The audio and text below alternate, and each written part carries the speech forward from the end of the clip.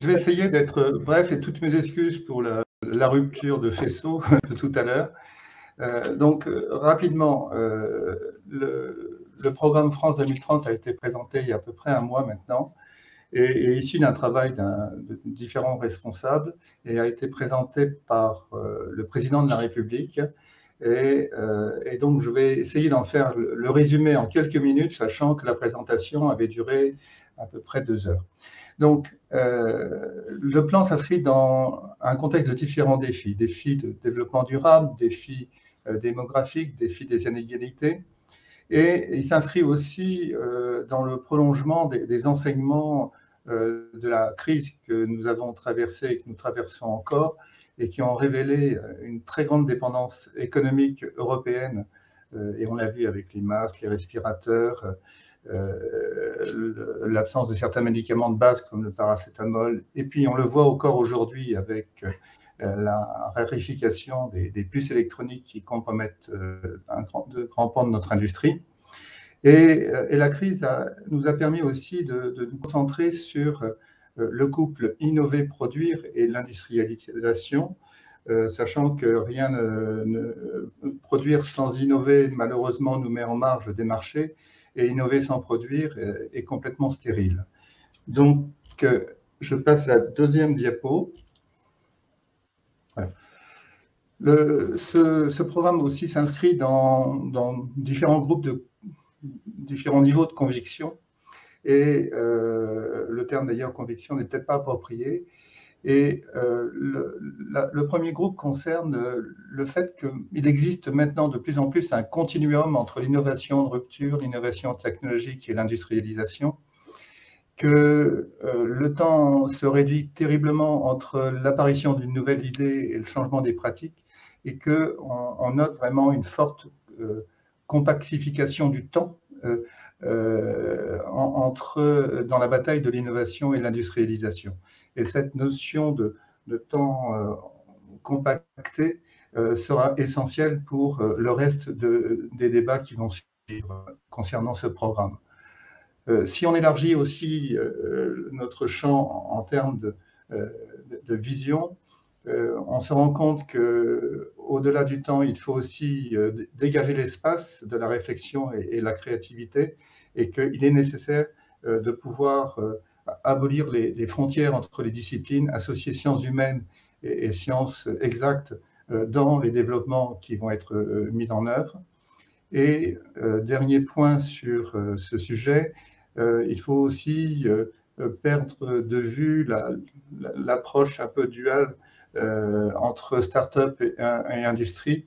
Les deux ne s'opposent pas, bien au contraire. Les start-up ont besoin de l'industrie pour justement industrialiser et développer leurs innovations au plus grand nombre et sur un marché mondial.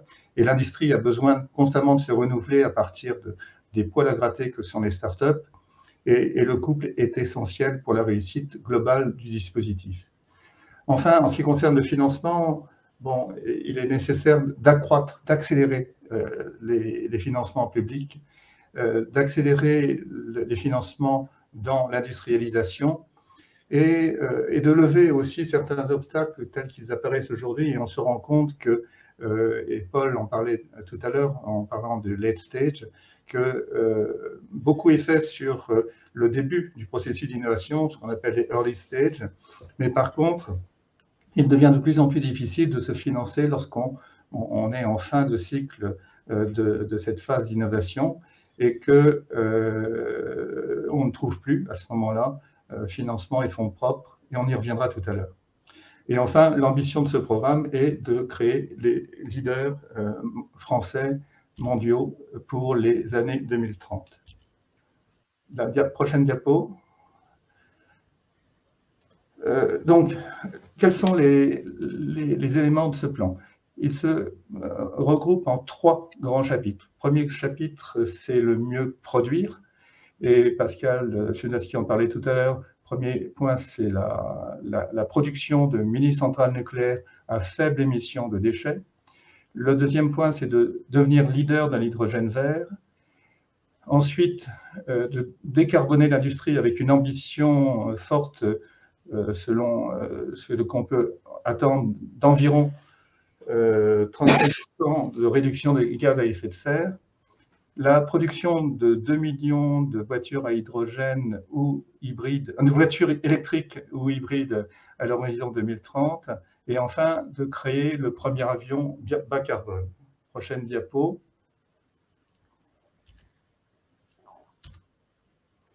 La prochaine, voilà. Le deuxième groupe concerne le mieux vivre avec deux grands chapitres qui sont l'alimentation et la santé. Dans l'alimentation, il s'agit de travailler sur une alimentation saine, durable et traçable. Il n'est pas précisé d'ailleurs si l'eau faisait partie de ce chapitre, mais je pense qu'il est complètement intégré à ce chapitre. Et la deuxième partie, c'est la santé, qui est en miroir par rapport à cela, dans la mesure où aujourd'hui, on a constaté un vieillissement global de la population et donc une apparition croissante des maladies chroniques. Ce point est donc devenu prioritaire, en complément d'une action qui était déjà engagée depuis très longtemps sur la lutte contre le cancer. Et l'objectif est de créer 20 biomédicaments dans ces deux secteurs et créer aussi les dispositifs médicaux de demain. Le huitième point est un peu plus original en ce qui concerne les plans prospectifs, et il s'agit de faire en sorte d'associer la French Touch à la French Tech et de promouvoir le rôle de la France comme leader dans le domaine de la création des produits culturels et créatifs. Enfin, les deux derniers points concernent le mieux comprendre le monde avec l'espace et la mer. L'espace avec l'objectif particulier de créer des mini-lanceurs réutilisables capables de mettre en orbite des micro- et mini-satellites. Et enfin, l'exploration, en fin de compte, des grands fonds marins afin de mieux connaître les processus du vivant, sachant que je pense que ce point va être étendu à l'écosystème marin et pas seulement au fond marin. Voilà pour la présentation des 10 objectifs particuliers. En ce qui concerne les éléments complémentaires qui apparaissent dans le plan, bon, il y a un objectif extrêmement ambitieux de créer 100 nouveaux sites industriels par an. Par comparaison, aujourd'hui, dans le cadre de la Société des projets industriels, qui date maintenant de plus de 5 ans, 17 projets industriels ont été financés. On voit bien le changement d'échelle qui est envisagé par rapport à ces objectifs. Et enfin, et Paul l'a aussi abordé tout à l'heure, ils ont constaté, les rapporteurs, enfin disons les personnes qui ont élaboré ce plan, ont constaté une faille de marché pour les investissements de démonstrateurs industriels. Et là, le niveau est très haut en ce qui concerne le plan, puisque il est décidé, grâce au fonds de pouvoir engager des financements de l'ordre de 20 à 50 millions sur les démonstrateurs industriels pour les innovations de rupture, et avec un apport de 5 milliards, dont 3 milliards en fonds propres. En ce qui concerne maintenant rapidement la méthode, l'argent sera levé sur les marchés et ces financements seront sanctuarisés, donc sécurisés pour les années futures.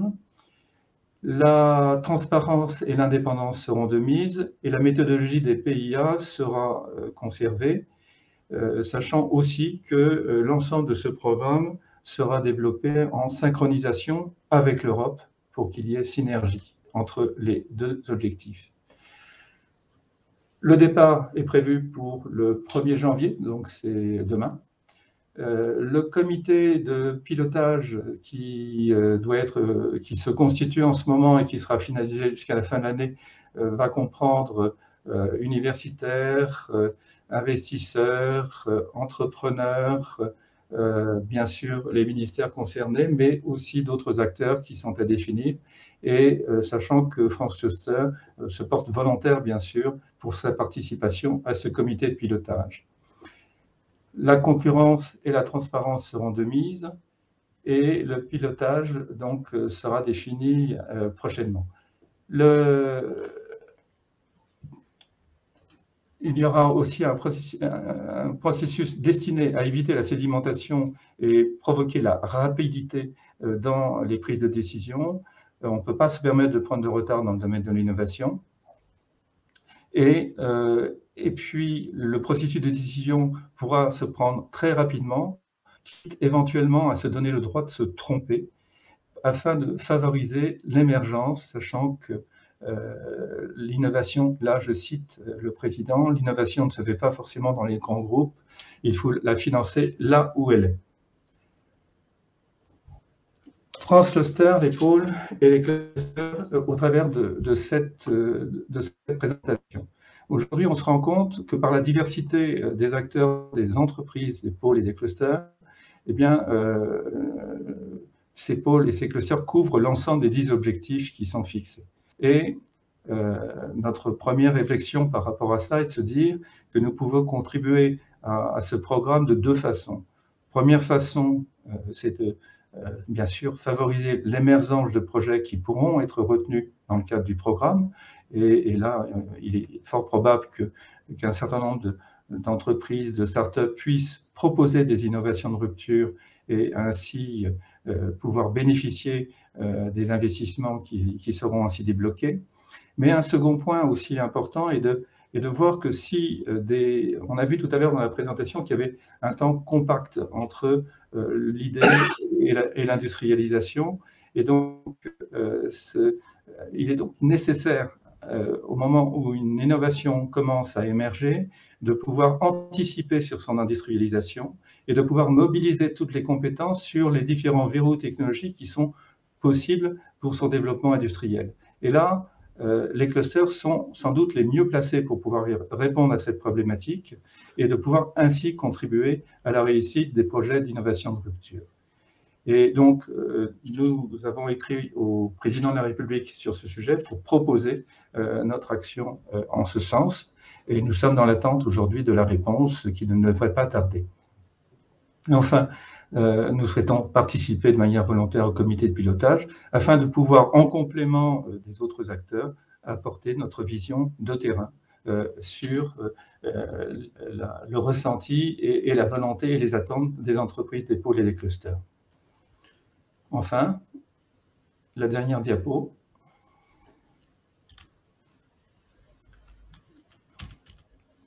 Enfin, concernant ce qu'a dit Paul à l'instant sur les fonds, le financement et la faille de marché, s'il y a bien sûr des failles de marché qui ont été identifiées pour les grands projets de rupture, et on a vu que les sommes pouvant être concernées étaient relativement importantes, de 20 à 50 millions, nous, notre approche est complémentaire.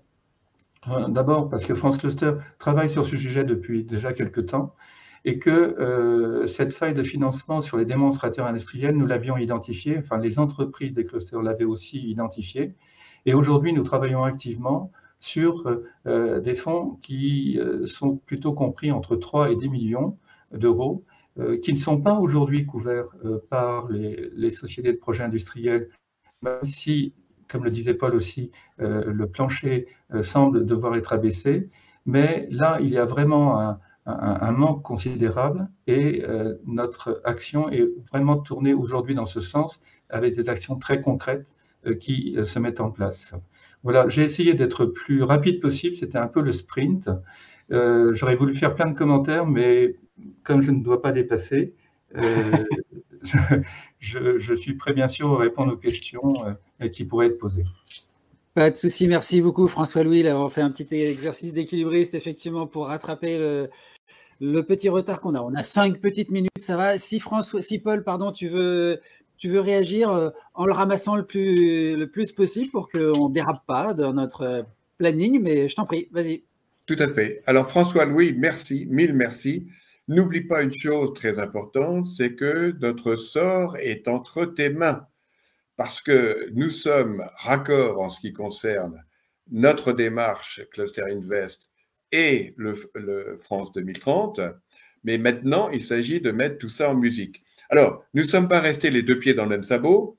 Avec nos partenaires des fonds New Look, on les a appelés New Look, c'est-à-dire ceux qui sont ouverts à ce type de risque. Nous négocions donc la création de fonds démonstrateurs, innovation late stage. Il est même question de la création d'un fonds de fonds qui alimenterait les fonds existants pour les orienter vers nos 700 PME industrielles innovantes de très forte capacité de croissance. Simplement, au jour d'aujourd'hui, il faut qu'on arrive véritablement à opérationnaliser les coopérations entre France 2030, notamment la question des 5 milliards, dont 3 milliards en fonds propres, et puis notre démarche Cluster Invest. Voilà, notre sort est entre tes mains, François-Louis. À toi de jouer. Tu puisses réagir, mais notamment exprimer, partager avec les participants à l'événement les travaux d'enquête qu'on a pu mener en préparation de cet événement, et donc notamment en novembre dernier, sur la santé des entreprises membres des clusters, leurs perspectives de développement et la manière dont ils pourraient contribuer à France 2030. Tu peux nous en dire un mot ? Alors, peut-être plus qu'un mot, mais au préalable, je voudrais donc remercier chaleureusement donc les pôles et les clusters, vous, mesdames et messieurs, puisque vous avez eu la gentillesse de répondre massivement à notre enquête. Alors, ce que j'avais l'intention de faire dans la suite de François-Louis Billon, c'est effectivement de m'appuyer sur France 2030. Mais je vais le faire de façon elliptique. Donc, si j'ai bien compris, France 2030, c'est le navire amiral donc d'un mouvement profond en faveur de l'industrialisation des territoires. Je dis bien industrialisation, pas réindustrialisation. Il s'agit effectivement de développer une industrie conforme à toutes ces transitions que nous avons évoquées là tout à l'heure avec Yves Le Breton. Donc là, en l'occurrence, nous avons la faiblesse de penser que vous, Pôle Cluster, avez apporté votre contribution à ce grand mouvement vers l'industrialisation des territoires, comme les résultats de cette enquête vont le montrer. Mais avant de restituer donc les résultats de cette enquête, je voudrais remercier nos partenaires Banque des Territoires et NCT qui ont eu l'audace, je dis bien l'audace parce qu'il y a 1 an ou 2, effectivement, cette question d'industrialisation des territoires avec des innovations remarquables n'était pas encore véritablement installée. Donc, merci à vous. L'expérimentation que nous avons conduite en partenariat avec vous nous a aidé à apporter notre contribution, d'une part au rapport de l'Inspection générale des finances qui a été demandé par la ministre de l'Industrie, et également lors de notre audition par la ministre elle-même, où là, nous avons effectivement constaté qu'il y avait une convergence de nos analyses avec le travail qui a été fait par le Conseil général de l'économie et l'Inspection générale des finances.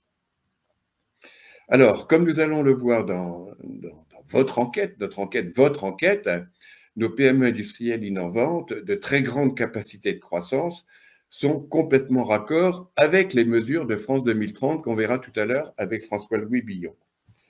Dès à présent, BPI-France, dans le cadre de France 2030, a bénéficié de nouvelles missions. Alors, une modification qui n'est pas encore entrée dans les faits, c'est l'abaissement du ticket du fonds SPI à 4 millions d'euros, ce qui nous arrangerait bien pour nos entreprises qui ont besoin de tickets de cette nature.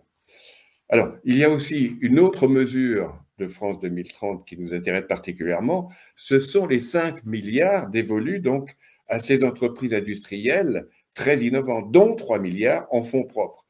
Et comme on le verra tout à l'heure, cette question des fonds propres pour les entreprises industrielles adhérant des pôles et clusters notamment, mais de très forte capacité de croissance, pose véritablement une question.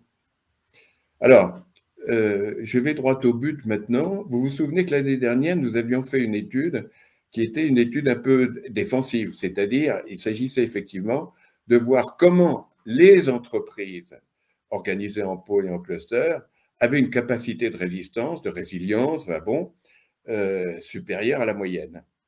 Et donc, cette année, nous faisons cette enquête que nous avons faite avec vous, porte sur le rôle de vos entreprises dans la relance économique.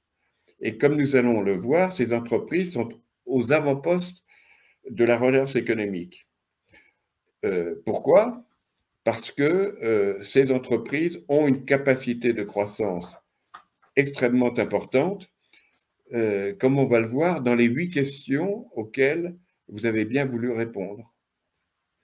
Donc la première question, c'était une question liée à l'objectif de croissance évoqué par le ministre de l'Économie, des Finances et de la Relance de 6%. Donc la question était simple, pensez-vous que l'objectif de 6% de croissance annoncé par le ministre serait atteint pour vos entreprises? Et là, nous avons 84% des entreprises et clusters et pôles déclarent que l'objectif de 6% et plus sera atteint. Donc là, nous avons, dès 2021, donc, un impact en termes de croissance qui est égal ou supérieur à ce qui a été annoncé par le ministre. Alors, deuxième question. Alors, je m'empresse de dire que n'hésitez pas non seulement à poser des questions, mais aussi à nous pousser dans nos retranchements. Et là, je m'adresse surtout aux pôles et aux clusters qui n'ont pas eu le temps de répondre à cette enquête et qui pourraient être intéressés d'y mettre leurs pattes. Donc la deuxième question, combien d'entreprises industrielles de vos réseaux sont-elles en mesure d'avoir une croissance de plus de 10% par an pendant les 3 prochaines années?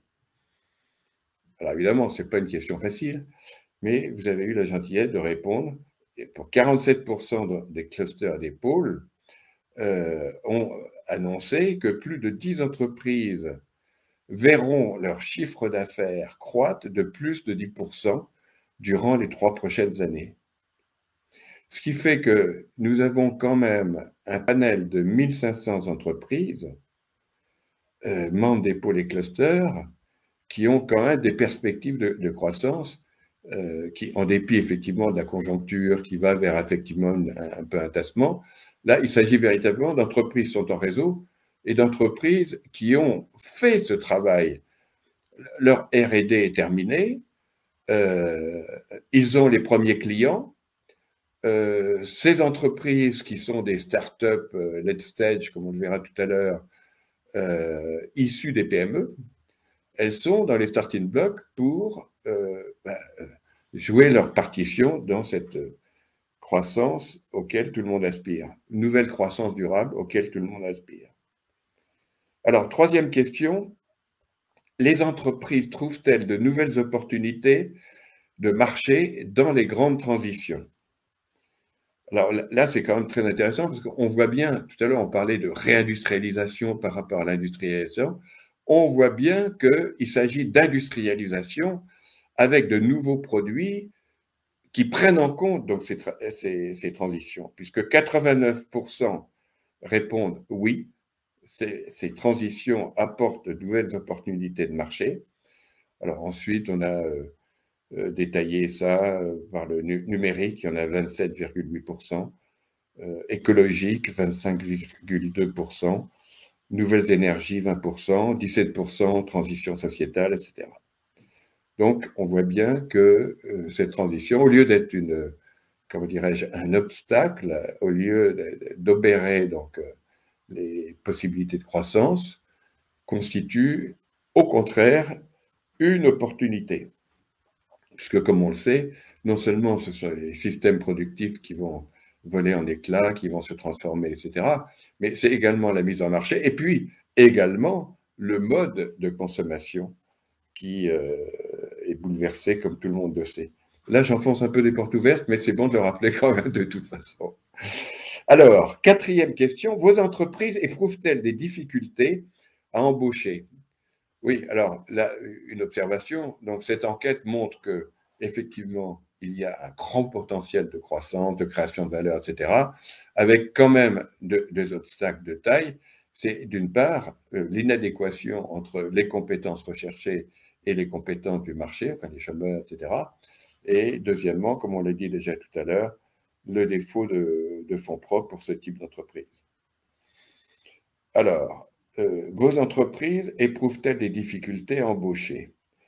Donc, de 60 à 100% des entreprises indiquent qu'elles sont dans des recrutements en cours. Donc, on a fait le calcul. Donc, 24 000 entreprises qui sont en cours de recrutement, avec une majorité d'entre elles qui rencontrent des difficultés en raison de ce qu'on a dit tout à l'heure, c'est-à-dire l'inadéquation. Alors, je vous donne un exemple. Par exemple, le cluster des Néopolia nous citait l'entreprise IDEA qui a l'ambition d'embaucher 300 à 400 personnes et qui se trouve en difficulté parce qu'elle ne trouve pas les compétences adéquates. Voilà.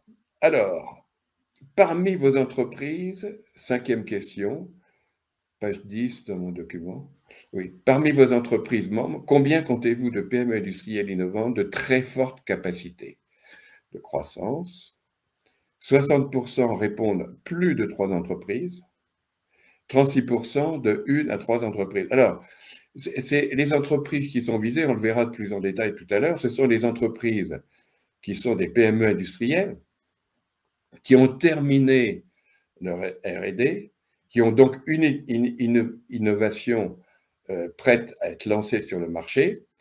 Les premiers clients sont au rendez-vous et au jour d'aujourd'hui, ce qui leur fait défaut, c'est effectivement essentiellement les fonds propres. Donc, on a fait le calcul. Donc, on a 700 PME industrielles innovantes de très forte capacité de croissance qui sont dans les starting blocks, c'est-à-dire prêtes effectivement à déployer leur activité au plan national, européen et international. Ce sont ces entreprises que nous avons appelées nos champions, pour lesquelles effectivement il faut véritablement agir pour qu'elles trouvent donc les fonds propres nécessaires. Alors, 6e question, parmi vos entreprises industrielles à fort potentiel de croissance, quel est le pourcentage, et là on arrive au cœur du sujet, quel est le pourcentage qui sont à la recherche de fonds propres pour assurer leur développement? Alors, on a 83,7% des clusters et pôles qui disent que ces entreprises sont à la recherche de fonds propres pour se déployer de façon générale et notamment à l'international. Alors, 7e question, quel type de... Alors, on a quand même là un nouveau marché du capital développement. Comme on le verra tout à l'heure, on a effectivement une évolution assez considérable de la part des gestionnaires de fonds, de la part des investisseurs institutionnels, mais l'affaire n'est pas complètement gagnée, mais on s'y emploie. Donc la septième question, quel type de fonds serait-il à même de répondre aux besoins de vos entreprises? Donc on avait proposé 4 types de fonds, fonds de dette, quasi-fonds propres, fonds de développement, etc. Et ce qui ressort du chapeau, c'est véritablement un appel aux fonds innovation late stage, c'est-à-dire des fonds qui typiquement s'adressent à ce type d'entreprise, qui ne peuvent pas encore prouver donc leur rentabilité, mais qui ont déjà, ce qu'on disait tout à l'heure, des innovations qui sont prêtes pour accélérer sur les marchés au plan national et international. Et voilà. Alors, 34,8% des clusters affirment que leurs entreprises ont besoin de nouveaux outils de type capital innovation late stage. Donc, voilà les différentes réponses qui ont été faites. Donc, comme on le voit, dans le sens des conclusions de l'expérimentation réalisée par France Cluster en partenariat avec la Banque des Territoires et la NCT, tout converge vers effectivement une industrialisation des territoires. Et nous avons, alors je vois que François-Louis est de retour, je peux peut-être provisoirement lui passer la parole pour qu'il nous dise tout sur 2030 et ensuite, si vous le voulez bien, je reprendrai la parole pour m'appuyer sur France 2030 pour dire voilà les perspectives pour vous, cluster et pôle de compétitivité, et surtout pour vos entreprises de forte capacité de croissance.